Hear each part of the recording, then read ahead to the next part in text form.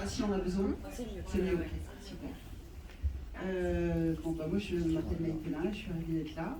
Je pense que je suis là parce que j'ai fait les maternelles il y a 125 ans. Mais ça tombe bien, il se trouve que je suis une mère, une belle-mère, une femme. Merci pour... Donc moi j'ai vu le film 2 fois, vous peut-être la première fois. Et d'abord, qu'est-ce qu'elle est riche, dense et insoupçonnée, la vie d'une femme. Ça raconte ça quand même ce film. Hein. C'est riche, dense, en mouvement et insoupçonné. On ne sait pas tout ce qui se passe dans la vie des femmes en fait. Mais il y a des raisons, je pense. Il y a des raisons pour lesquelles on ne le sait pas, c'est qu'il y a encore une espèce de... Y compris en moi au moment où je commence à fabriquer le film, il y a une espèce de tabou, c'est un peu excessif, mais il y a des émotions dont on se dit, tiens, elles doivent rester entre nous. Elles doivent rester dans la sphère domestique, on ne doit pas s'en parler. Qu'est-ce que c'est que de, à un moment, se dire que la fertilité s'arrête, que les cycles passent comme, voilà, de manière... nous font passer le temps d'une manière étrange. Comment ça se négocie dans un couple quand on sait qu'en fait, à ce moment-là du mois, il y a peut-être quelque chose qui est en train de se passer, qui serait de la possibilité de faire un enfant. Après, le film n'adresse pas du tout d'une manière ni frontale, ni sociologique, ni surtout pas biologique. Enfin, il n'y a pas de vérité scientifique dans le film là-dessus, ça n'a pas vocation à ça. Mais il y avait le désir, effectivement, de sortir un peu de la honte et ou du petit sujet un peu de gonzesse, entre guillemets, d'arrêter de le considérer comme ça, d'arrêter de le considérer mineur. Et je jette la pierre à personne, c'est je parle de moi. J'ai mis du temps à le déconstruire en moi. D'ailleurs, c'était pour le film sur les femmes au départ. Pas du tout, c'était un film sur l'impuissance masculine. Et voilà, on n'est pas loin. Non, ils prennent cher les garçons dans le film. Là. Ouais, moi je trouve pas. Moi je trouve pas non plus que les hommes prennent cher en fait. Prennent cher, c'est HIR. Ils sont pas du côté du courage quand même. Comment ? Ils sont pas du côté du courage. Je ne sais pas si on peut le globaliser comme tel. Le personnage de Rochdy, il fait un peu comme il peut, mais là on revient presque à une forme d'essentialisation, c'est-à-dire où à un moment, lui dit, il y a cette scène, je trouve très belle, juste, de rupture, où elle lui dit mais tu es piégé de quoi en fait, toi, tu veux aimer, tu aimes, tu veux la fille qui donne encore tout son texte. Tu veux des enfants, tu peux en avoir, tu n'en veux plus. Il y a quelque chose là-dedans. Ce qui est sûr, c'est que de manière séculaire et transmissive, le mot qu'a utilisé Rebecca tout à l'heure me semblait juste par rapport à cette définition d'un certain féminin, ce qui est une forme de honte en fait, de choses qu'on peut difficilement nommer, qu'on ne se nomme peut-être parfois pas à soi-même non plus. Et moi, c'est vrai que quand j'ai lu le scénario de Rebecca, ça m'a foutu une émotion très bizarre, comme une reconnaissance de quelque chose que moi-même, je n'avais pas totalement identifié. Sur une place qu'on essaie d'avoir, sur un devoir, sur une idée de devoir se tenir, sur des défaillances personnelles, biologiques ou autres, qu'on ne nomme pas comme ça, qu'on aurait appris à dissimuler ou à juste accepter parce que c'est comme ça et c'est une fatalité. Et comme on vit avec cette chose-là, c'est plutôt dans ce sens-là en fait. Après, je trouve qu'elle a réussi à... Ce que j'aime en fait, c'est quand le film finalement traitera d'une forme de sororité, finalement sera féministe. Mais pas comme une sorte de postulat théorique de départ auquel on va se tenir comme ça sur tous les personnages, mais finalement ça l'est. Et ça, je trouve ça, moi, ça me touche très fort. Rebecca, pourquoi vous avez choisi Virginie ? Oui, mais pourquoi ? Ça va être hyper évident d'en parler à côté d'elle, je vous préviens, je vais être dégoulinante. Non, moi ce que je veux savoir, c'est le moment où, non, où tu dis, c'est Virginie que je veux en fait. Ouais. Je termine d'abord sur le fait qu'un personnage soit... Je dis ça parce que je crois que c'est pas parce ça nous tient à cœur de construire avec loyauté des portraits féminins qui soient un peu débarrassés des assignations, des injonctions, un tout petit peu débarrassé du stéréotype qu'on peut avoir, etc. Comme moi je l'essaye de le faire avec ce film, c'est pas pour autant que les personnages d'hommes prennent cher. Et j'ai l'impression que si on le regarde avec loyauté aussi, le personnage féminin, j'essaie vraiment de regarder avec loyauté le personnage d'Ali. Alors après, c'est un peu comme dans César et Rosalie, ça s'appelle pas César et Rosalie et David. Il y a David dans l'histoire, on comprend rien, on sait pas pourquoi il y va pas. Ça nous énerve qu'il y aille pas, on se dit pourquoi il la prend sans la saisir, il l'aime sans la posséder, tout ça, voilà. On se dit, on voudrait que Samy Frey aille chercher Romy Schneider, mais on le saura pas. Et ça ne veut pas dire pour autant que c'est un lâche, c'est vrai qu'il y a une part de mystère là-dedans, ou de l'impensé, puis surtout qu'un film doit regarder quelque chose d'un peu de le surligner, de le stabilo-bosser un peu si on veut être un peu précis, sinon après ça part dans tous les sens. Et en ce sens, aller chercher Virginie, c'était nécessaire parce que j'ai la sensation d'abord, pourquoi est-ce que j'ai mis si longtemps avant de la trouver? C'est ce que je me suis dit en fait quand on a fait le film, parce que ça faisait longtemps qu'on se connaissait, parce que son visage, sa manière de parler, sa manière sa prosodie, sa démarche, son rapport au féminin, sa féminité, que je sens qu'elle a arraché, quoi, qui est pas... c'est formidable, on est éthéré, on est né comme une muse sur laquelle projette des hommes, un mystère, il n'y a pas de point d'interrogation pour moi, il n'y a que de l'affirmation. Et c'est venu et je me suis dit pourquoi c'est pas venu plus tôt et j'ai eu la réponse. Je pense que tant que moi je ne me touchais pas, je ne pouvais pas être touchée par Virginie dans un de mes films. Je ne pouvais pas t'accueillir dans un de mes films parce qu'il faut prendre la charge d'expressivité, d'émotion, de justesse immédiate, d'empathie qu'apporte Virginie Efira dans un film pour comprendre qu'il faut être prêt, quoi. Et je me souviens d'une scène où elle se met à pleurer dans un passage où il l'invite pas à l'anniversaire de la petite et il lui dit on va le faire en famille. Et bon, moi au moment, c'est une scène que j'ai vécue dans ma vie civile et donc je l'ai pris en lui disant tiens voilà, ça me semble être une scène forte puisque moi au moment je l'ai vécue de manière forte. Et puis au moment où on la tourne, Virginie se met à pleurer à la fin, fait une prise dans laquelle elle se met à pleurer. Et une part de moi qui me dit oh c'est bizarre, moi j'aurais pas pleuré, j'aurais voulu quelque chose de solide. Et puis là, pour la première fois de ma vie, j'ai dit ok, ah oui, pourquoi pas, parce qu'en fait, oui, ça m'avait blessé. Et donc voilà, il faut être prêt à ce qu'une actrice, à un moment, vous renvoie quelque chose que vous avez vécu et que vous n'avez pas vécu. Comme j'ai vécu aussi ce que Ali a pu dire, enfin voilà, je trouve que je projette plus avec Rachel qu'avec Ali. Voilà, il faut être prêt à ça. Il faut être prêt à ce qu'une actrice peut vous renvoyer, parce qu'attention, elle va vous délivrer quelque chose qui vous concerne de très près. Et ça, c'est mon 5e long métrage, puisque j'ai 102 ans. Il m'a fallu tout ce temps-là pour l'autoriser, l'accepter, l'accueillir et peut-être presque le partager.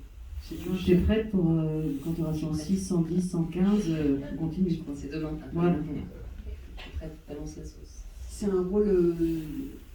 c'est pas un rôle anodin celui-là, Virginie. Il n'y en a aucun qui le soit, mais quelles sont les choses, certains plus que d'autres certainement, mais qu'est-ce qui fait que tu as dit oui, ça, j'ai envie d'essayer de le faire, j'ai envie de le raconter? C'est venu de manière assez immédiate. Hein. D'abord, c'était même avant de lire le scénario, j'avoue, le fait de travailler avec Rebecca, c'est toujours génial. Quand j'avais découvert le premier film de Rebecca, je ne sais pas si vous l'avez vu, Bellépine. Oui. Tu es très mal à l'aise. C'est pas grave. Bref, vraiment, je vous encourage à voir ce film qui est vraiment merveilleux. Enfin bref, je l'avais vu. Je m'attendais pas, je savais pas ce que j'allais voir. Et pareil, ça avait créé une émotion sans bien comprendre par quel conduit ça passait. Ce qui n'était pas nommé dans le film me plaisait terriblement. Enfin bref, ça m'avait créé un truc très fort. Et après, du coup, on s'est beaucoup vu avec Rebecca, mais parce qu'on a quelques amis en commun. Et j'avais une forme de timidité avec elle aussi, peut-être, comme on peut l'avoir dans des rapports de séduction, où quelqu'un nous plaît, et on se dit qu'il faudrait qu'il se passe quelque chose avec cette personne, si vous voyez ce que je veux dire. Et du coup, on n'ose pas trop parler, enfin, on se dit qu'il y a quelque chose à faire ensemble. En l'occurrence, là, c'était un film. Enfin, moi, je me disais ça, mais je ne savais pas trop bien, je n'allais pas l'interroger sur son propre désir non plus. Et donc, du coup, quand Rebecca m'a proposé de tourner, donc il y avait déjà un intérêt très fort, comme je connaissais, j'avais vu tous ses films, et il y a une scène très précise de Grand Central qui m'a vraiment bouleversée, dont je me souviens parfaitement. Enfin, moi qui ne l'ont pas vu, Virginie Vest, mais avant sur la vidéo. Ok, bref, c'est une cinéaste que j'aime, dont j'aime le travail, donc déjà, franchement, avant toute chose, je veux dire, la même chose vue par quelqu'un d'autre on peut passer à côté de toute la justesse, parce que pour moi le film touche à des endroits très justes de regard, et on pourrait raconter la même chose de manière grossière en fait. Donc c'est parce que c'est elle qui raconte. Quand j'ai le scénario, j'ai la confirmation, même si je n'ai pas besoin d'en avoir, que ça touche à un endroit qui m'est vraiment personnel aussi. Et quand je dis personnel, c'est plus que... Quelque part, c'est l'anecdote, le fait que dans ma propre vie aussi, j'ai vécu, c'est des choses comme ça, c'est personnel, c'est un rapport au monde, c'est un regard, quelque chose que je partage, que je peux comprendre d'elle en fait. Je comprends un truc d'elle, parce que ça me fait une résonance. Donc à partir de là, il y a tout pour pouvoir faire quelque chose qui est un peu déployé. Mais faut-il encore que sur le tournage, il y ait une place particulière des salles acteurs. Moi j'ai pas mal tourné, et ça dépend vraiment. Et les tournages où l'acteur est un peu plus... moins libre, quoi. C'est pas mauvais pour autant, mais là, c'était un tournage où vraiment il y avait une forme d'osmose, si on peut oser ce mot, mais en tout cas de compréhension, de rapidité, de toucher au nerf de ce qu'est les choses, de se sentir regardé, aimé. Quantité de choses qui font que du coup, quelque chose de, je sais pas bon ou mauvais, mais en tout cas honnête et large peut se déployer. C'est marrant parce que vous êtes toutes les deux très cérébrales et que le film, il est mais complètement dans le corps, complètement humain, complètement du quotidien, complètement, enfin je sais pas, vous êtes, d'ailleurs c'est une question Ouais, ça nous intéresse de savoir ce que vous en je peux pensez. discuter pendant des heures, mais voilà, c'est très étonnant de voir que c'est tellement élaboré pour arriver à être si proche de nous. J'ai une dernière question avant de vous passer la parole, parce que je pense que c'est, enfin, moi en tout cas j'ai trouvé ça très important. Ça raconte très fortement la différence entre mettre au monde et changer la vie de quelqu'un. On peut être une figure parentale, quelle qu'elle soit, enfin une figure très forte pour des gens dont on ne soupçonnera d'ailleurs jamais avoir été quelqu'un ou un exemple, et c'est aussi fort, plus fort, enfin, je ne sais pas s'il y a une échelle, j'en sais rien, mais extrêmement fort par rapport à donner la vie à quelqu'un. Changer la vie de quelqu'un. Ouais, j'adore cette lecture.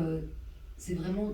Moi, j'ai perdu ma mère enfant, et il y a beaucoup de femmes autour de moi qui ont pris cette place-là, qui ont pris une place de transmission, qui ont pris une place de passeuse sur plein de terrains, sur le terrain d'éducation, sur le terrain d'éducation sentimentale, sur des terrains d'éducation littéraire, sur le terrain d'éducation tout court, sur le terrain de l'argent, sur de m'emmener en vacances.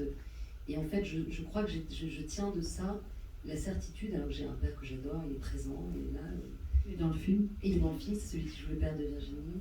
La tombe sur laquelle il prie, la tombe de ma propre mère, donc il y a une part vraiment. On ne peut pas dire vraiment que le film ne soit pas traversé de ça, mais j'ai gardé de ça l'idée que, au fond, tout ce qui était inventé, tout ce qu'on inventait comme lien de transmission, tout ce qu'on se désignait par la fiction, par le scénario, par le désir, et qui nous éloignait en fait quasiment de l'animal pour nous ramener dans l'humain, était digne d'être raconté et m'intéressait. C'était la chose qui me passionnait le plus, c'est on a inventé des nouveaux scénarios de famille, on a inventé et on a les proposer, et je pense que le féminin et la maternité, c'est pas lié. On peut en fait totalement ne pas être oublié dans la ville, sans avoir été mère, avoir transmis quelque chose, avoir marqué. Je pense que c'est ça qui m'inquiétait quand j'ai mis très longtemps à avoir un enfant. Quand j'en avais pas, j'avais peur de ne pas l'avoir comme le personnage de Rachel, c'est ce qui m'inquiétait. Et je crois aussi que d'une certaine manière, on peut se débarrasser de ses parents et pour construire des liens ailleurs. En tous les cas, j'espère qu'on y arrivera parce que de toutes les façons, on les perd. Donc c'est ce que je me suis dit peut-être enfant. Et je crois que le film le propose. Et aussi qu'on est nombreux et nombreuses à proposer ces récits-là, ces narrations-là, qui dans notre société civile sont déjà là. Et le cinéma est un tout petit peu en retard. Et ce que voulait proposer le film, c'était de regarder un tout petit peu cette... Là, il se trouve que c'est un dixième même de la situation que la belle maternité, la belle parentalité peut offrir. Mais j'attends plein de récits là-dessus. J'attends que des hommes prennent la parole, j'attends que des femmes qui sont dans d'autres configurations prennent la parole, et des cinéastes si possible. Il y a beaucoup de beaux-parents ici. Vous êtes nombreux à être beaux-parents, non? Des belles-mères, non? Aucun? Et qui ont eu une belle-mère, je me disais, j'allais vous poser la question, qui a eu une belle-mère et qui a un bon souvenir de sa belle-mère? Non, parce qu'on a du temps sur une psychanalyse de... Non, mais personne ne raconte jamais ça. Personne ne dit jamais, moi, ma belle-mère, j'ai adoré, j'ai fait ci, j'ai fait ça. On n'entend jamais. Bon, visiblement, il y a des souvenirs. Bon, si vous avez des questions, vous êtes les bienvenus, évidemment. Monsieur. Ouais. J'ai rarement fait un son sur ce thème qui m'a souvent touché. Je parle d'une histoire simple de Claude Sauvaine, sur ce thème et sur le désir d'enfant, jusque dans cet épilogue qui ne va pas dans un conventionnel américain. J'aurais aimé savoir, souvent dans le scénario, ce que le personnage se dit quand elle marche. Est-ce que c'est noté? Est-ce que c'est juste ce personnage qui marche? Vous entendez? Et quelle a été la direction justement sur cet épilogue à la fin? Qu'elle se dit? Alors pour moi, donc dans le scénario, pour être très précise, c'était... elle avance dans la ville légèrement ivre. Je pense que c'est pour ça que je mets des verres de vin blanc. Oui. Et voilà, ça c'est ma touche. C'est ma touche. Elle avance légèrement ivre dans la ville bruyante, dans la ville ouverte. Enfin, l'idée en tous les cas, quelque chose, elle est La vallée, c'était vraiment un film de ville aussi, un film dans lequel l'expérience collective de la ville fait qu'en même temps, elle prend conscience qu'elle appartient pas totalement à une communauté, qui est celle de, je sais pas, dans les moments où on se sent très exclu, on regarde les gens dans le métro, on se dit, ils vivent tous quelque chose que je ne vis pas, et j'aimerais appartenir, quoi, j'aimerais, voilà. Mais pour moi, le vrai épilogue, c'est ce qui se passe dans le café. Donc là, dans la ville, c'était vraiment, on est longue focale, c'est-à-dire j'ai envie d'embrasser la ville. Il y a cette chose-là qui est que derrière Virginie, il y a une affiche que j'ai fait reconstruire dans laquelle il y a une actrice qui était dans mon premier film, le film dont elle parlait, mais comme vous ne l'avez pas vu, peut-être que je ne vais pas en parler, qui était assez doux. Et une affiche que j'ai fait, vous savez, on doit payer des droits de tout dans les villes, donc en fait on reconstruit le mobilier urbain, tout est... Puis là on a tourné, c'était en plein confinement, donc la ville était comme un studio de cinéma, quoi. C'était vraiment Cinecittà, il n'y avait rien, il fallait tout animer, et les choses qui rentraient dans le cadre, il fallait les dégager un peu, c'était des gros masques, etc. Donc il y avait un cycle qui se fermait, clairement, et il y avait cet épilogue avec cet enfant adolescent en qui elle avait cru, et qui devait lui dire à la fin « Je ne vous ai pas oublié, vous m'avez marqué ». C'est-à-dire j'ai transmis, j'ai légué. Et voilà, le premier film que j'ai fait racontait peut-être qu'on ne va jamais oublier sa mère quand elle est morte, et là ce film peut-être raconte que quelqu'un ne nous oubliera jamais, même quand on n'est pas mère. Et j'avais besoin de le dire. C'était drôle parce que moi j'aime beaucoup cette fin aussi. Et je m'attendais pas. Mais quand on a tourné la scène avec le jeune élève qui est devenu chef de rang, bon voilà, c'était ça la scène. Et après je vais sortir, je me dis, mais elle me fait un trajet très long quand même, je marche vraiment longtemps. En fait, je reste là, et là, et là, et là. Alors ce qui est chouette, c'est que vraiment, Rebecca elle arrive sur le lieu du tournage, comme je disais, sur cette idée de liberté, est-ce qu'une croyance puisse agir quand on est acteur, d'être vraiment dans le ici et maintenant, déjà parce que mes partenaires étaient vraiment déments, et parce que je sais pas, une mise en condition particulière. Et du coup, ce chemin, c'était nourri de ce qui s'était passé avant. Je me souviens que tu m'avais donné une indication après l'entrevue avec lui d'être touché presque à retard, en fait, tu sais, je me souviens d'un truc comme ça, et que forcément, du coup, c'était même chouette, même je me disais, bah, j'avais gardé ce chemin qui est très très long, mais de le vivre vraiment moi, quoi. Allez, ça va aller, quoi. Ça va aller. Merci. J'aime bien une histoire simple de Sauté, et je sais convaincue que les cinéphiles n'aiment pas du tout. Alors là, Sauté n'aurait pas du tout aimé ce film, il l'aurait pas vraiment... Vous connaissez ce film, Une histoire simple ? C'est avec Romy Schneider, un film dans lequel elle veut un deuxième enfant, tardivement. Elle a une quarantaine d'années, début d'une quarantaine. Je disais. Romy Schneider aussi. Bon, je dis. Heureusement que j'ai pas dit quelqu'un d'autre, parce que là, vraiment, l'inconscient aurait parlé. Et Romy aussi. Et je sais que Sauté n'aimait pas le film. Souvent, les cinéphiles disent que c'est le film de trop, de Sauté avec Romy Schneider. C'est magnifique. Et là, elle retrouve Bruno Kremer, qui était le père de son premier fils. Et puis, ils ont une aventure, alors que lui, il est déjà avec quelqu'un d'autre, une plus jeune compagne.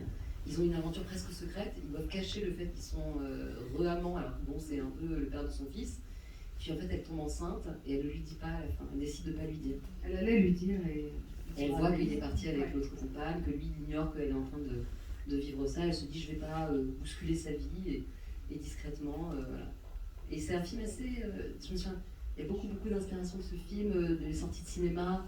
Dans l'esthétique du film, il y a des scènes entières qui viennent de cette manière qu'a Sauté de montrer des gens qui sortent sous la pluie en mettant le manteau au-dessus, quoi.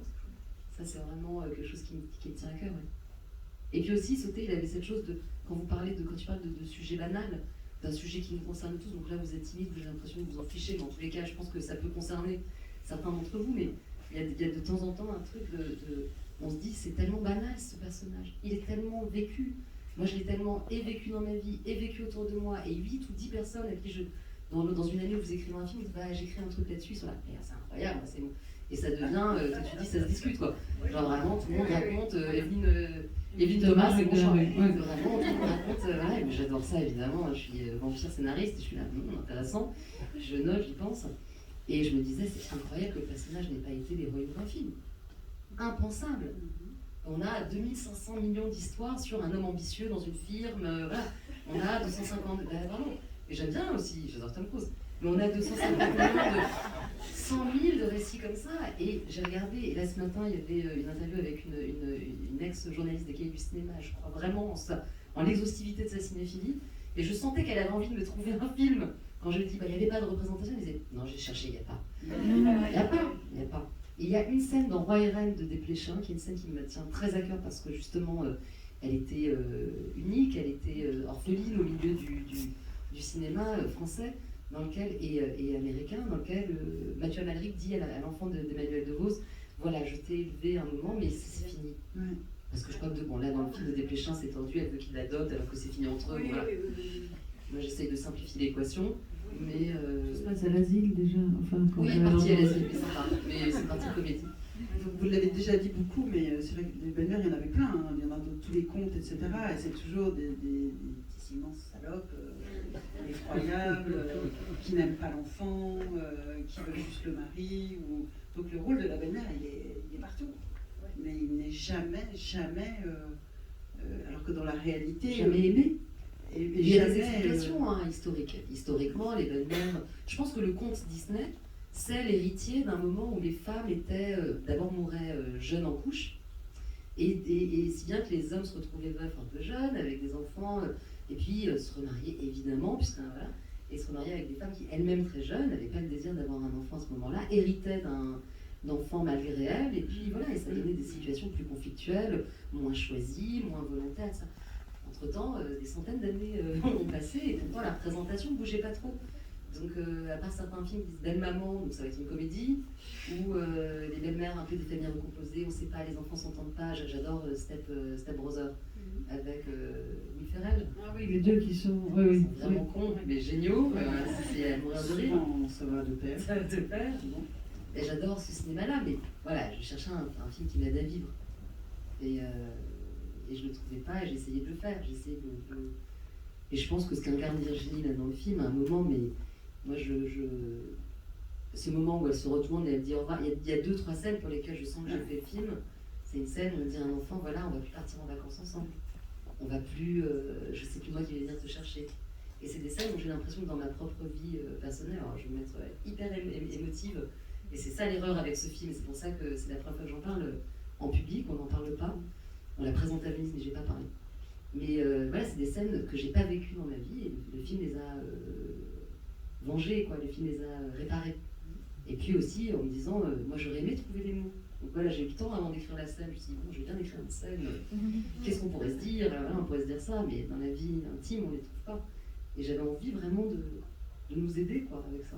Après, c'est pas un objet thérapeutique, hein, c'est pas un mode d'emploi. Chacun fait ce qu'il veut. Personne ne le prend comme ça, je crois pas, mais c'est vrai que cette scène, elle est incroyable, de cet enfant qui passe à autre chose et de cette femme qui sort de sa vie dans un jeu de cloche-pied sur... Dans la douceur. C'est fait, au revoir. C'est fou. Oui, parce que je pense que quand on aime les enfants des autres, on peut pas, on rêve de leur manquer terriblement, mais bon, si on les aime vraiment, on ne peut pas rejouer le drame de la séparation d'un enfant ad lib. Voilà, on a été là, et puis c'est pour ça qu'il y avait cette idée de la figurante, et ensuite qui devenait personnage secondaire. Moi, je l'ai upgradé encore en héroïne, donc là j'essaye vraiment de mis au maximum. Mais finalement, oui, ça reste un personnage qui disparaît, qui s'en va, qui laisse... Et qu'elle trace son laisse, quoi. Qu'elle trace son laisse dans les... Et donc si l'épilogue c'est avec un autre enfant, c'est qu'au fond, j'aurais adoré qu'elle retrouve Leïla à 15 ans, qu'elle dise « Je me souviens très bien de toi, belle-mère, ça c'est un fantasme. Tu m'as marqué à jamais, Rachel, ça. » Mais il fallait passer par quelqu'un de différent, et c'était l'adolescent qu'elle avait contribué à élever quelque part, ou en qui elle avait cru. De toute façon, on ne saura jamais qui en a marqué. En tout cas, pas tout. C'est vrai. Génial, ça laisse la porte ouverte à tous. Ça fait rêver, quand même, ça fait rêver. Moi, Oui. j'ai juste une question par rapport au choix de Frédéric Wiseman en médecin. Est-ce qu'il y a une raison particulière? Le gynécologue. Pourquoi ce gynécologue? C'était d'abord Frédéric Wiseman, l'immense documentariste qui a j'allais dire enregistré, parce que c'est vraiment son mode de fonctionnement, capté l'intégralité des institutions américaines. Il a fait une 40aine de films. C'est un Oscar, je dis ça parce qu'il n'est pas non plus arrêté dans la rue quand on va. Mais, et qui a et un patronyme, donc Wiseman, homme sage, et une vie vraiment exceptionnellement remplie d'observateurs des institutions américaines. Et il se trouve que j'ai rencontré à Venise, que je le connaissais, j'ai rencontré à Venise une année où on présentait un film, lui en compétition, moi hors compétition, je pense. On était dans un ascenseur, on s'est parlé, on a rigolé, et je suis ensuite qu'il vivait à Paris, et je voyais qu'il jouait, et on est devenus un peu copains, on se voyait, c'est un homme extraordinairement curieux, Il a, je pense que, voilà, donc Godard est mort aujourd'hui, je ne sais pas si vous l'avez entendu, mais j'imagine Godard à la fin de sa vie comme quelqu'un qui avait plus le désir de rencontrer. Wiseman, c'est tout l'inverse. C'est un homme qui est dans la curiosité de tout. Donc je savais qu'il était à Paris, on se voyait, je savais qu'il jouait dans des courts-métrages. J'étais hyper jalouse, je savais qu'il jouait dans les films des autres, à le mien. Et puis à un moment, il a été question, je me suis dit, mais viens jouer dans mon film. Et sauf qu'en fait, j'ai regardé ça, je me suis dit, mais merde, j'ai pas de rôle du tout. Attendez. Et j'ai vu qu'il y avait ce rôle-là, c'est comme ça que ça s'est passé vraiment. Et j'ai vu qu'il y avait le rôle de la gynécologue, que j'avais imaginé féminine au départ, mais que j'avais imaginé aussi tout aussi. Je l'imaginais plutôt une héritière des années 70, fumant des Cravenat dans son cabinet de gynéco, qui devait aussi ressembler à un cabinet de psychanalyse, etc. Mais je n'avais pas imaginé Wiseman. Non. Et en voyant ça, je me suis dit, tiens, en fait, il y a l'endroit de Wiseman, ça va ajouter de la comédie, ça va ajouter quelque chose qui me tient très à cœur dans le film, c'est que personne ne juge cette femme de l'extérieur. Personne ne doit lui dire, il n'y a pas un moment où elle s'assoit chez un chauffeur de taxi un peu beauf qui lui dit dites-vous, dépêchez-vous madame, il n'y a aucune amie qui crée un impair, qui commet d'impair même involontairement. C'est pas ça que raconte le film. Ce que raconte le film, c'est l'obstacle intérieur. Et c'est le trajet intérieur, et c'est comme ça que j'ai voulu le regarder.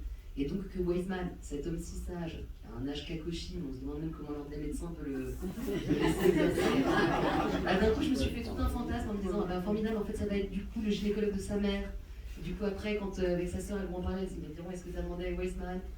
Et puis il y avait cet homme dont je sais le secret du film, qu'il était documentariste, si précis, je me disais, il est en train de fouiller avec une échographie endovaginale, quand même, s'il vous plaît. Imagine, donc il a lancé, déjà la scène était hilarante.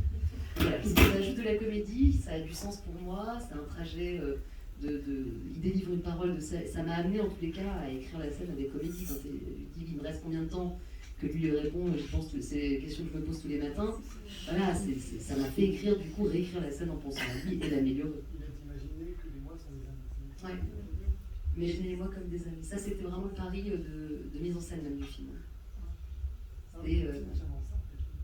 Même quand on lui dit la vie est courte et longue et qu'il tranche par la vie est longue, dit par lui, ça prend quelque chose de valeur plus forte encore. Une autre question? Vous êtes timide? Allez-y, moi ça m'intéresse. Vous avez aimé? Oui. Parce que c'est un peu compliqué de se dire qu'on n'a pas aimé en même temps. Non, il pourrait dire moi de moyen. Oui. Non, mais Bof. Alors, moi c'est pas vraiment une question, mais c'est une affirmation. Pour le coup, je trouve que le film parle effectivement principalement des belles-mères, mais je trouve que c'est vraiment une lettre d'amour à toutes les femmes, même jeunes femmes. Enfin, personnellement, je suis pas belle-mère, je n'ai pas eu de belle-mère, mais je me suis quand même, j'ai quand même eu le sentiment qu'il parlait à plusieurs générations de femmes. C'est vraiment le ressenti que j'ai en finissant le film. Donc je sais pas si c'était volontaire, mais effectivement c'est une femme. Est-ce que vous aimez les femmes, Rebecca? Non, mais c'est vrai que tout à l'heure vous parlez d'un message féministe sans pour autant être martelé, mais c'est vraiment ce que je ressens en fait quand je finis le film. Je pense qu'il y a beaucoup de femmes, qu'elles soient jeunes, âgées, qui vont vraiment pouvoir se reconnaître dedans. Enfin moi en tout cas je me suis reconnue dedans, merci en tout cas. Merci beaucoup. Mais je pense que les endroits en fait, plus on est précis, plus on est local, et plus on peut toucher de gens. Moi, j'ai raconté quelque chose, et je ne le cache pas, qui m'était très personnel. C'était pas mon mode de fonctionnement avec tous les films. Là, cette fois-ci, je l'ai fait. Et je suis partie d'une expérience de corps, alors c'est marrant, effectivement, en venant d'une cérébrale, d'une bonne, comme disait mon père, tu grattes l'oreille gauche avec la main droite très souvent. Mais là, vraiment, c'est parti d'un truc très précis. C'est pour ça qu'on parlait d'un roman sur l'impuissance masculine, pour revenir à la première question. Commencer sur l'impuissance. Puis à un moment, en fait, on comprend que l'impuissance, moi je le comprends, on est en confinement, je suis un peu chez moi toute seule, dans ma vie civile, pas toute seule justement, mais dans ma vie conjugale, personnelle, la situation comme ça d'être avec un enfant qui n'est pas le mien. Et je me rends compte qu'en fait, ce livre, si je l'ai pris dans la bibliothèque, c'est parce que ce titre-là, qui est au roman de Romain Gary, au-delà de cette limite, votre ticket n'est plus valable, ça ne concerne pas quelqu'un d'autre, ça concerne moi. Et j'ai la sensation de le vivre. Et ça me bouleverse, au sens pas, j'en suis triste, ça me révolte. Ça me met en colère. Je me dis, j'ai à l'époque 40 ans, là j'en ai 42, je me dis, j'ai 39-40, c'est le début de quelque chose. Pourquoi c'est déjà la fin? Pourquoi on me dit que c'est déjà la fin? Et ça ne me convient pas. Moi, on avance tous vers de l'équité, de la parité, de la volonté d'égalité. Et là, à cet endroit-là, quelque chose me dit que c'est pas possible. Alors chez les hommes, évidemment, il y a le problème de l'érection. Comme par hasard, une pilule l'a réglé en 2 secondes, ça y est, c'est fait, merci. Et nous, ah non. Donc c'est pas pilule, c'est toujours compliqué, j'imagine, ça doit pas être évident il y a 2 choses qui m'attachent énormément aux hommes, c'est le moment où ils perdent leurs cheveux, Et le moment où il faut savoir, c'est un drame, non? Je sais. Non, mais c'est. On est très au courant. C'est un drame, je pense. Au moment où on se vit avec des cheveux, et puis hop, les cheveux tombent, quoi. Plus le même visage, quoi. Non, mais ça peut arriver très tôt aussi. Un vrai problème. Et là aussi, bam, propulsion. Bon. Ouais, mais c'est pas C'est pas bien le propulsion. Non, parce que après fertilité, zéro. Moi, si ça marche très bien, je vous aurais pas cru non plus. Non, mais ça donne des problèmes de fertilité. Ah bah voilà, c'est QFD. Voilà. Voilà. Il y a une chose, c'est marrant, ça vient pas, alors que je trouve que c'est une scène incroyable du film. C'est ce moment de la rencontre entre la femme et l'enfant, où on est un peu, on se place volontairement dans un truc de séduction avec quelqu'un.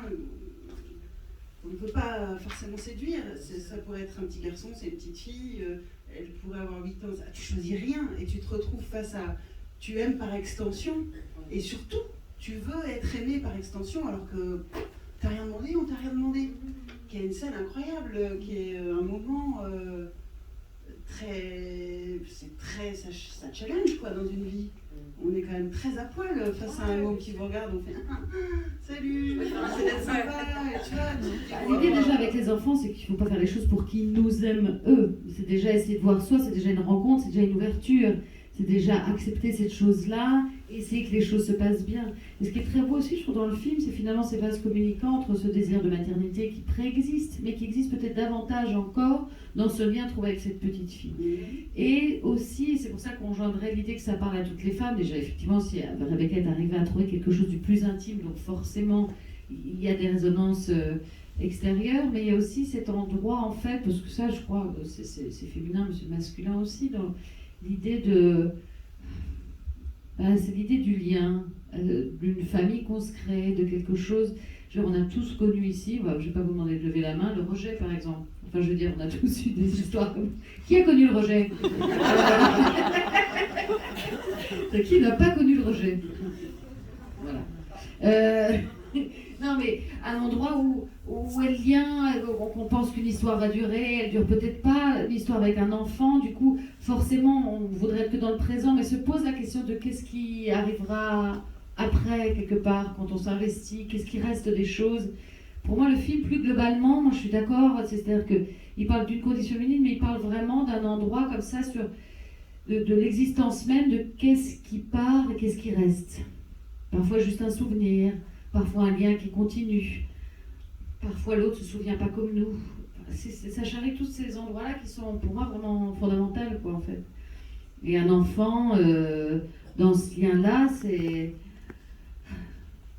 quelque chose où il y a presque une obligation de dire au revoir, parce qu'on ne va pas lui mettre ça sur la tronche en plus, quoi. Mais il y a eu cet attachement, et je crois que le fait que ça ravive en plus ce désir de maternité d'un endroit où on lui laisse la place, il lui laisse la place, mais pas tout à fait quelque part. Quand il lui dit, je me souviens, c'était les premières scènes qu'on a tournées, quand justement je n'avais pas pleuré devant Rochdy, mais en me retournant, non, on va plutôt faire ça en famille. Merci, quoi, c'est dur. Carrément lâcher le micro là. Ouais. Un drop de mic sur cette scène. Mais oui, parce que... Moi j'avais envie j'ai toujours envie de plaire aux enfants parce que il y avait une partie quand t'es immature, Oui. tu penses que tu vas plus plaire à un homme si ses enfants t'aiment. Et après Oui, mais moi je comprenais, Dieu sait que j'ai une expérience de ce côté-là, quand il pouvait me dire non, mais non, c'est pas ta chambre, le machin, tu vas pas là. Oui, je comprenais, je me dis, tu peux pas non plus. C'est une position particulière, quoi. Mais... Non, mais en vrai, c'est vrai que dans pour répondre, je pense à ta question, il y a l'idée que l'enfant est l'extension effectivement de l'homme ou de la femme qu'on aime, que d'une certaine manière, d'ailleurs, ça veut dire quelque chose quand on s'entend pas du tout avec l'enfant de l'homme ou de la femme qu'on aime. C'est un tabou aussi, je crois je sais plus, c'est Émilie Fraîche qui en avait écrit un livre courageux. C'était vraiment dire, je n'aime pas mon beau-fils, paye tes complications dans la famille après. Ça D'accord, d'accord, ok, c'est courageux. Mais il y en a plus qui taisent et qui détestent. Et je trouvais ça très fort, ça a peut-être d'ailleurs arrangé les choses. Mais en tous les cas, ce que je disais, c'est pour ça aussi que cette petite fille, par exemple, dans le film, donc c'est une petite fille qui était très féminine au départ, avec les cheveux très longs. On a travaillé le personnage avec elle, lui couper les cheveux. Il y avait quasiment le désir de raconter un enfant générique. Évidemment, elle a une personnalité ultra singulière, mais peut-être aussi j'avais peur de travailler avec un enfant, Et j'ai écrit le scénario de sorte que l'enfant soit le sujet, mais pas le personnage principal. Et d'une certaine manière, c'était entre eux un enjeu de rencontre, un enjeu de désir ensuite d'en avoir un. Mais il fallait vraiment que le film puisse s'autoriser à ce que ce ne soit pas réussi avec la petite fille, parce que ça, on ne peut pas le prévoir. Et donc, j'avais envie, au scénario, que ce soit le sujet, de le construire comme ça, mais que tout ne repose pas sur ses épaules. Donc, dans les scènes où elles se rencontrent, où elles se parlent, il y a quelque chose qui est comme un bonus qui fait que cet enfant a été exceptionnel au tournage et dans la fabrication du film, et que je la trouve absolument craquante. Et d'ailleurs, là, on la voyait à Venise, c'est comme si elle n'avait pas grandi, elle avait mûri d'intérieur, mais elle avait encore ce même. Parfois, ça peut aller tellement vite, j'avais peur qu'elle arrive comme ça avec des vagues et tout. On l'a tournée il y a 10 ans, il y a 1 an et demi, quoi, quand même. C'est un long process de tournage, ça. En fait, elle n'avait pas changé très peu, et j'ai retrouvé l'enfant que j'avais dirigé et qui avait joué avec nous, et aussi travaillé, parce que c'était ça qui me faisait peur. Donc voilà, pardon, je mélange en même temps la question et le tournage, mais voilà, c'était. J'ai connu plusieurs configurations de belle-mère, et il y a certains rapports aux enfants, les conflits de loyauté dans lesquels sont les. J'aime la grosse spécialiste de la VTT de la belle-mère, mais ça m'est arrivé 2 fois. Mais le rapport des enfants à une belle-mère est évidemment extrêmement conditionné par l'autorisation qu'une mère et qu'un père donnent à cet amour-là. Donc il y a des enfants qui se retrouvent dans des conflits de loyauté énormes parce qu'ils ont un lien intime avec une belle-mère, mais ils sentent que ça fait du mal à leur mère, que ça ne peut pas se créer, ça ne peut pas se nouer. Et c'est pour ça que ça me tenait à cœur, et là peut-être c'est ça que vous reconnaissez, vous qui êtes plus jeune que moi, qui n'êtes pas belle-mère et qui n'êtes pas dans cette config, mais de reconnaître qu'à un moment, quand Chiara Mastroianni et Virginie Fira se parlent normalement, on se parle avec tendresse, et c'est un peu, elles sont un peu des Dalai Lama dans la scène, avec l'homme et tout ça, là je me dis, bon j'y vais fort, mais c'est politique, mais j'avais vraiment besoin de raconter que des femmes entre elles peuvent se parler sur ce ton-là. Voilà, on n'est pas toujours dans un film de conflit, d'exaspération des uns sur les autres. C'est un moment même dans le film, qu'on arrête de s'excuser à la place des hommes, je sais plus ce que c'est. On arrête de s'excuser à la place des hommes. C'est pas vous qui me faites souffrir, c'est lui. Voilà, oui, c'est ça qu'elle lui dit. Dans la relation amoureuse, c'est pas vous qui l'avez écouté, c'est lui. Bon, ils sont extrêmement adultes. Ah oui, c'est ça. Ah oui, c'est bien. C'est juste, ça l'est, mais dans la vie réelle, est-ce que ça... Dans la vie réelle, moi vraiment, enfin, je ne veux pas commencer à inventer ma vie non plus, mais oui, moi, j'étais heureuse en fait de pouvoir rendre hommage à des femmes que j'ai rencontrées qui étaient comme ça, quand moi j'étais dans une autre position, plus jeune, et que j'ai eu un exemple, moi, en étant avec quelqu'un qui avait, vraiment, je vais me pencher, mais qui avait une femme, 3 enfants, et puis moi j'ai une histoire de cette femme qui a tout de suite dit à ses enfants, c'est super, vous allez la voir. Et je me souviens de cette petite fille qui a pris la main de sa mère et la mienne. Je veux dire, j'étais jeune, ça m'a marqué cette chose-là. Et c'est un exemple. On rencontre comme ça sur le parcours des gens qui ont un exemple et que vous ayez peut-être à ce niveau-là après dans votre existence. Donc le film montre ça. Moi, je trouve ça très juste et très beau, en fait. Il y a aussi une... Pardon, je vous en prie. Bonjour, je me demandais si vous aviez vu une autre femme de Woody Allen, parce qu'avec Gina Arnaud, justement, c'est une femme qui a fait une très belle carrière et qui, vers la fin de sa vie, regrette de ne pas avoir eu d'enfant. Et finalement, c'est un petit peu comme dans le film, elle s'en libère aussi vers la fin. La fin de sa vie, elle a 50 ans dans le film. Oui, non, mais à la fin du film. Ouais. Oui. Alors c'est marrant, donc j'ai vu ce film, merci de le citer en pensant, de le rapprocher, c'est un des films de Woody Allen que j'aime le plus. Donc pour ceux qui ne se souviennent pas, c'est le film dans lequel donc Gina Roland est une spinoziste, elle est prof de philo. Elle est mariée en seconde noce avec un type qui a peut-être déjà des enfants, mais elle n'en a pas d'ailleurs. Il a des fils, mais elle n'en a pas.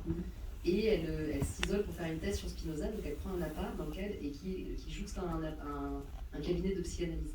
Donc elle entend Mia Farrow donner... Voilà, c'est Mia Farrow. Elle croit qu'elle est géniale, et que super et que tout le monde l'aime, et elle entend par ce conduit d'aération que personne ne peut la blairer. Alors non, ça c'est... Oui, en fait, elle entend Mia Farrow, c'est différent, c'est l'histoire de Mia Farrow, qui pour une fois n'est pas insupportable, qui est vraiment super. Et elle, désolée, il y a des gros femmes de Mia Farrow. Elle mérite, enfin, j'ai toujours mis nos dents et tout. Mais c'est une actrice, elle a été dans des films qui ont vachement compté pour moi.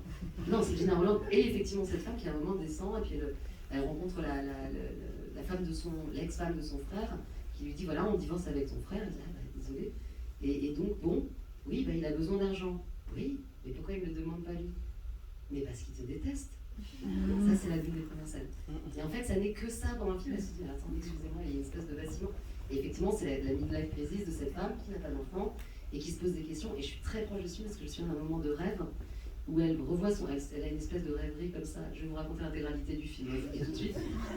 Je vais tout vous spoiler. Non, mais elle a une espèce de rêverie, et ça me correspond beaucoup, où elle voit dans sa rêverie psychanalyste, comme ça, parce qu'elle écoute le psy, elle voit son père revenir, et elle dit à son père, mais pourquoi est-ce que tu m'as élevé si durement? Pourquoi est-ce que tu m'as pas laissé la place, en gros, d'être autre chose qu'un esprit?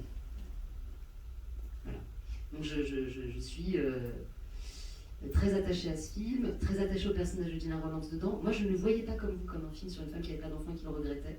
Non, mais en fait, c'est posé. Ouais, c'est posé comme quelque chose qui manque. Comme quelque chose qui lui manque pour être une femme complète. Ouais. Et à un moment, elle a une très bonne relation avec la fille de son mari. Ouais. Et c'est en fait à travers ça qu'elle se rend compte qu'elle a peut-être raté quelque chose, c'est ça?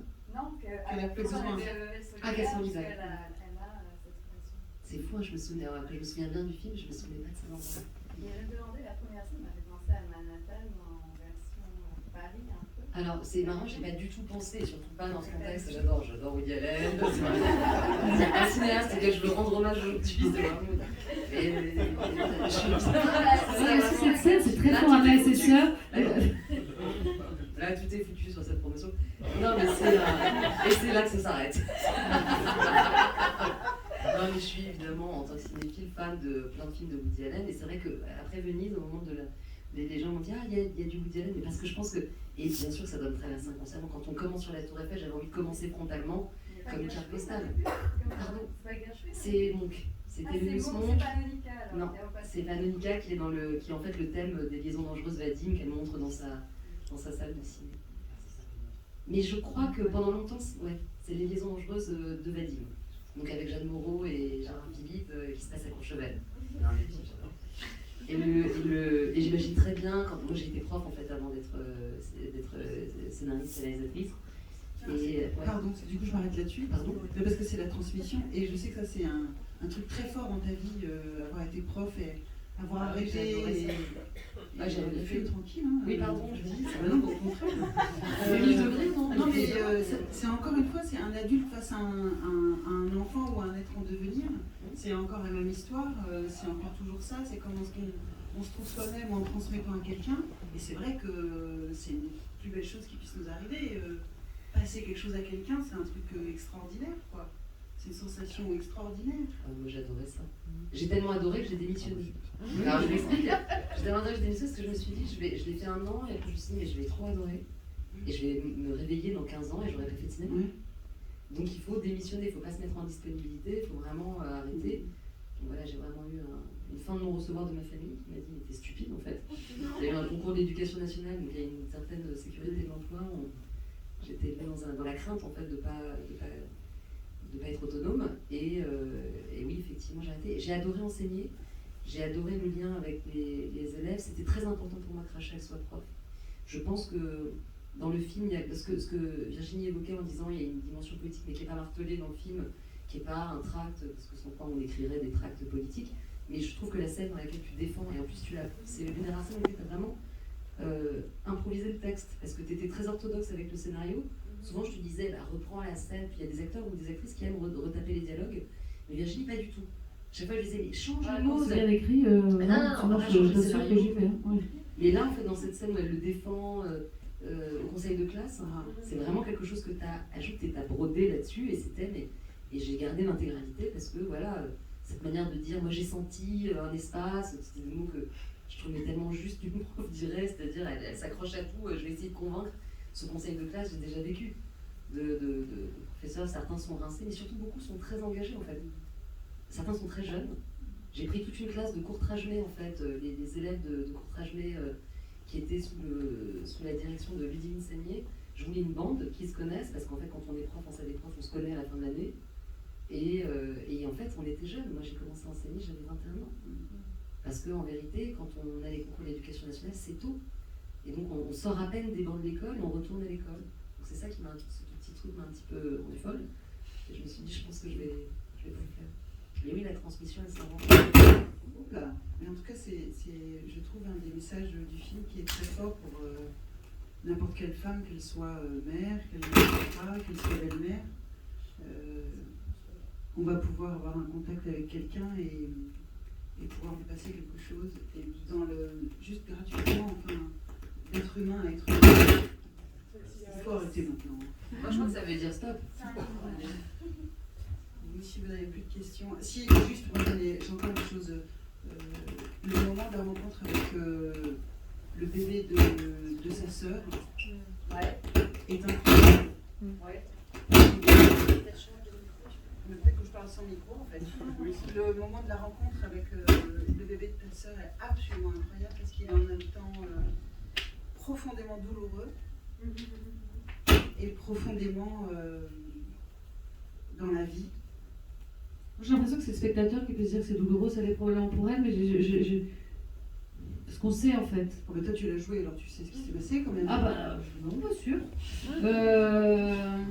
Non, ce que je trouve beau en fait, c'est sur le film, et cette scène sera reprise dans cette idée-là, c'est que moi j'ai joué, et puis il y a beaucoup de films, et j'ai joué beaucoup de personnages avec un dysfonctionnement fort. Et il y a quelque chose de très chouette à jouer quelqu'un de beau. À jouer quelqu'un de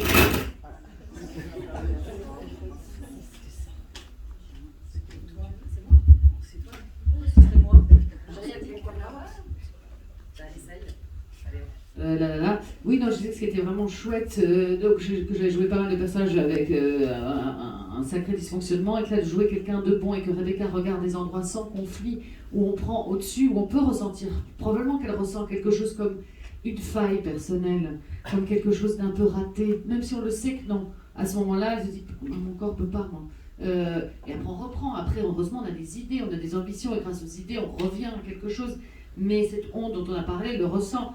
Et je crois qu'au devant des choses, il y a quelque chose d'abord chez elle, pas juste parce que c'est parce qu'elle est gentille, mais qu'il y a d'abord cette chose-là d'une félicitation pour l'autre. Voilà. Ah oui. Elle pense à leur mère, dit Rebecca. Je pense que Quand l'enfant naît, on pense surtout à la mère, à la disparition d'un, à quelqu'un qui n'est pas dans la salle. C'est, en tous les cas, j'avais pas envie de mettre une parole, j'avais la sensation que puis là, vous avez puis cet enfant qui a, je pense, 2 ans et demi dans les bras. C'était très voulu par toi. Je me souviens que tu avais parlé de ce sanglot presque immédiat. Hein. Oui, c'est ce que tu voulais. Ouais. Vous avez été parfaitement technique, les filles. Vous avez été. Non, oui, je pense que quand on a un enfant, on reconnaît absolument ça. Bon, c'est un beau film, hein. Merci beaucoup. Bravo. Merci.